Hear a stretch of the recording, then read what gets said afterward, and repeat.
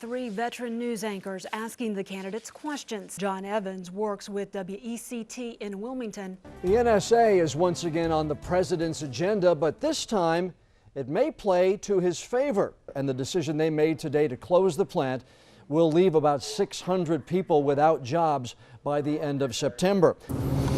After a body is here at the morgue for 10 days and no one claims it, that's when the call goes out to DSS to start the process. We'll find out what the theme will be in night number 2 when former President Bill Clinton delivers the keynote address. At the Democratic National Convention, John Evans, WECT News.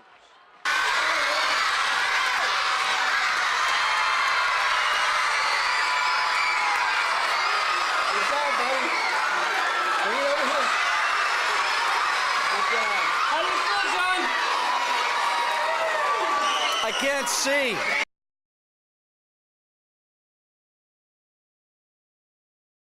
To many people, it's the prime example of big government gone bad. The Department of Veterans Affairs in Washington, D.C. has a backlog of benefits claims for America's veterans. Some vets are waiting not months, but years, we're talking about, to hear about their claims. Internal documents show the average wait time is 288 days, which is about 10 months. Yeah, the VA has set a goal to reduce that time to 125 days by the year 2015. Well, I brought a group of veterans together to talk about the issues they have with the VA.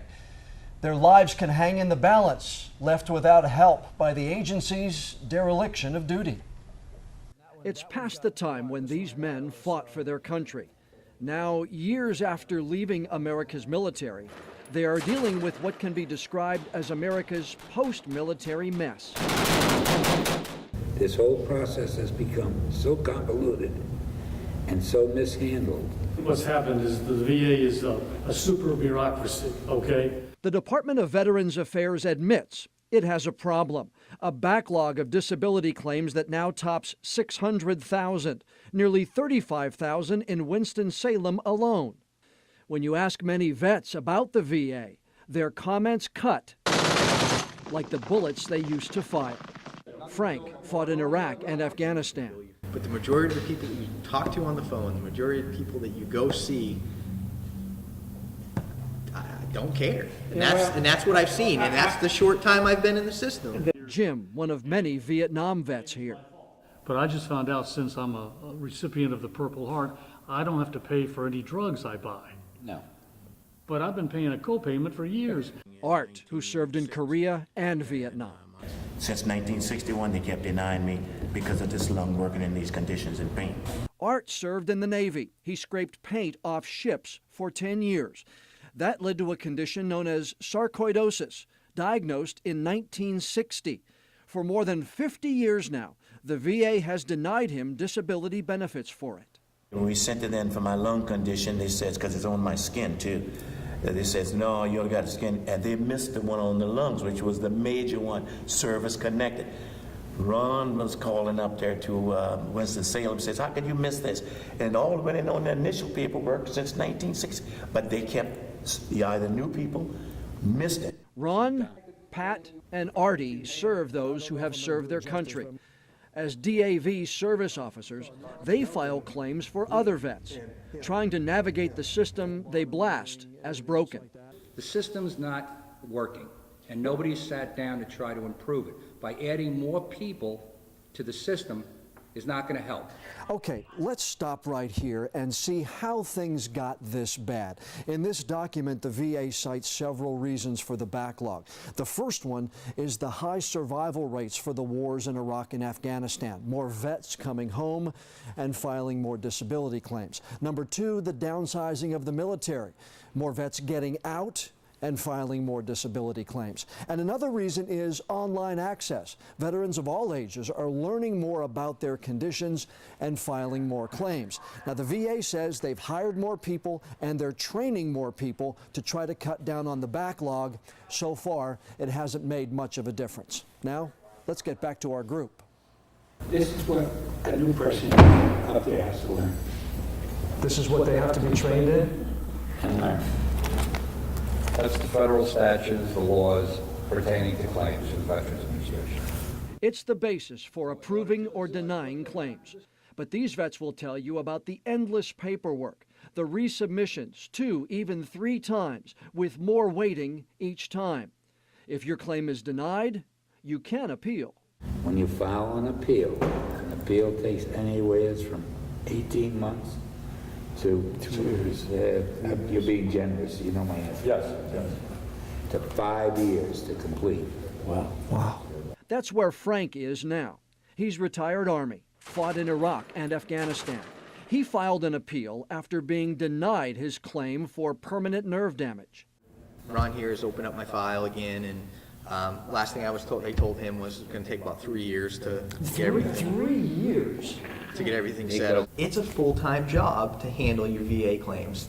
1, with just that. 2, the appointments. Now the C-Box open up there, but you got to drive to Fayetteville. You take a day off from work, and then you're getting letters in about this and that. Another frustration is that some decisions should be automatic, but they're not. If you served in Vietnam, you were presumed to have been exposed to Agent Orange. If you have diabetes, it's a no-brainer. They have to award that to you. So why does it take so long? That's the magic question that still has no answer. It leaves these vets believing that it's one battle America's fighting men and women won't win. And I've seen this with the World War II generation of cases that I've handled, and my father being one of them. I've seen it with the Vietnam veterans, and now I'm seeing it with the Iraqi, Afghani veterans. The VA is hoping that you will get frustrated with the process and eventually give up. That's what I did. People stop following the appeal, they stop doing anything. But what's happening is because they do stop, he's dying. So is he. I'll tell you right now, they're both dying and they both know it. And there's not a damn thing I can do about it for them or anybody else can. Now, when I asked the group if they believed that the VA would meet its goal of having all claims processed in 125 days by the year 2015, they all answered no. The VA did comment on what's being done to address the backlog. The statement they sent to me reads in part, "Too many veterans have to wait too long to get the benefits they have earned and deserve. That's unacceptable. The VA is building a strong foundation for a paperless digital disability claim system, a lasting solution that will transform how we operate and eliminate the claims backlog." Now, if you know a veteran that's needing help with his claims, click right now on this story on FoxWilmington.com, where we have a list of support groups from all across southeastern North Carolina. There are also links to all of the VA documents we mentioned in this story.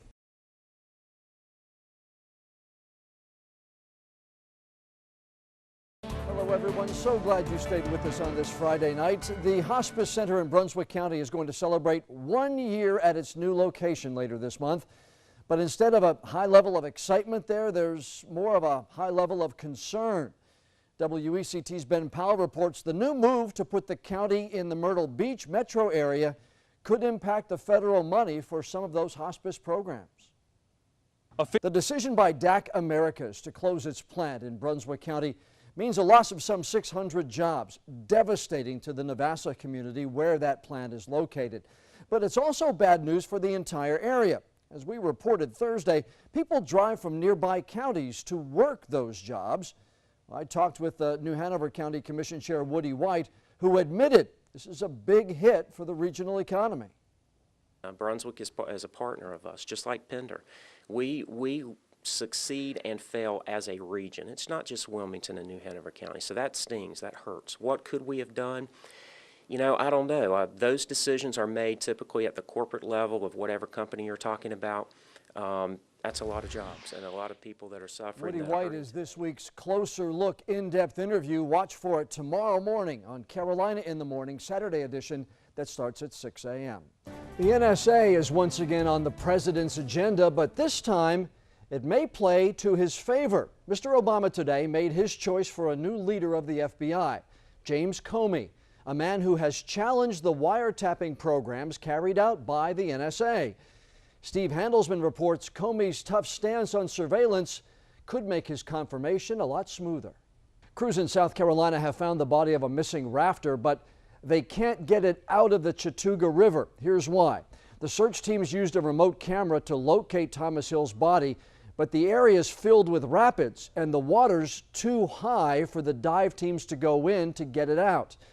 Hill was from Tampa, Florida. He reportedly fell off a raft during a corporate retreat.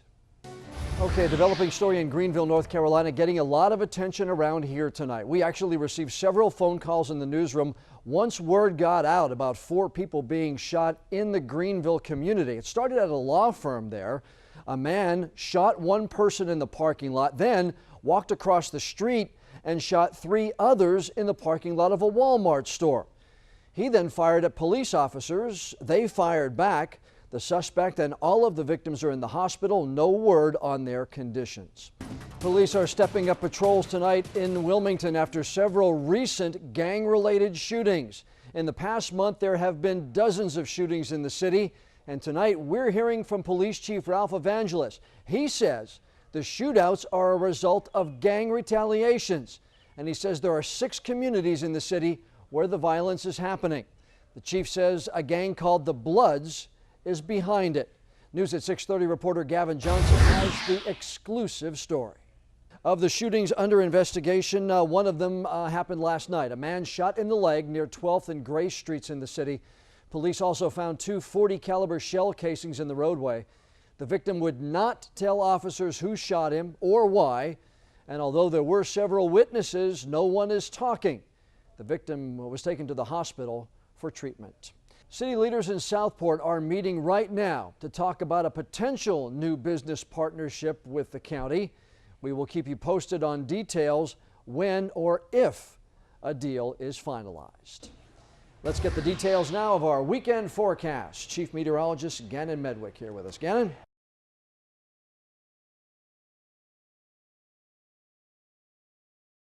Well, day 1 is in the books. The men and women you picked to work in Raleigh started earning those paychecks today when the General Assembly opened for business. Republicans are in charge once again. In those halls today, I heard talk of wanting to work together. Question is, how long will it last? The gavel fell. The ceremony began. The wheels of state government started rolling again. Bill Rabin. Tom Goolsby. Tom Goolsby, Bill Rabin, both given leadership jobs in the Republican-led Senate.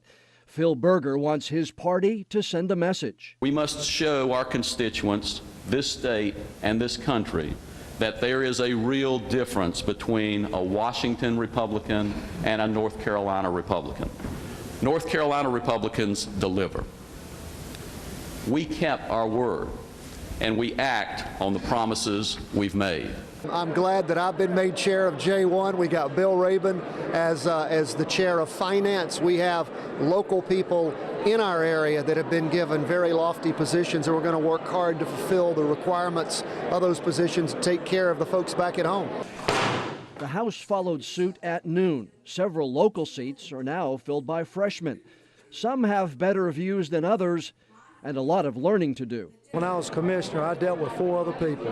Here I'm dealing with 119 other legislators in the House. 48 having voted in the affirmative and 0 in the negative. No matter the chamber, there's already an expectation of what must be done to call the session a success. I'm very anxious to work with Senator Goolsby to get the human trafficking bill passed for North Carolina. We are woefully behind in that issue with women being prostituted, and those that perpetrate them are getting away with it and not being punished. Hopefully we can figure some way from a commerce standpoint to try to get some jobs into southeastern part of North Carolina. And I would include all the rural areas in North Carolina. The House and Senate both adjourned until January the 30th. That's when members will begin proposing bills and getting to work on the budget. We'll hear more about what to expect tonight on WECT News at 11. Veteran news anchors asking the candidates questions. John Evans works with WECT in Wilmington. District 19 House seat representing parts of New Hanover County. Congressman Mike McIntyre and State Senator David Rouser, the 2 gentlemen running for the congressional seat in the North Carolina 7th District. This is the District 20 House seat. 6 candidates running for New Hanover County Commission. District 9 Senate seat representing New Hanover County in Raleigh. 6 candidates running for 3 positions on the New Hanover County School Board. It's clear the theme on this first day is how important women voters will be in the November general election. We'll find out what the theme will be in night number 2 when former President Bill Clinton delivers the keynote address. At the Democratic National Convention, John Evans, WECT News. My co-anchor, John Evans, is one of the moderators for tonight's debate. He is live now with details on this forum. John?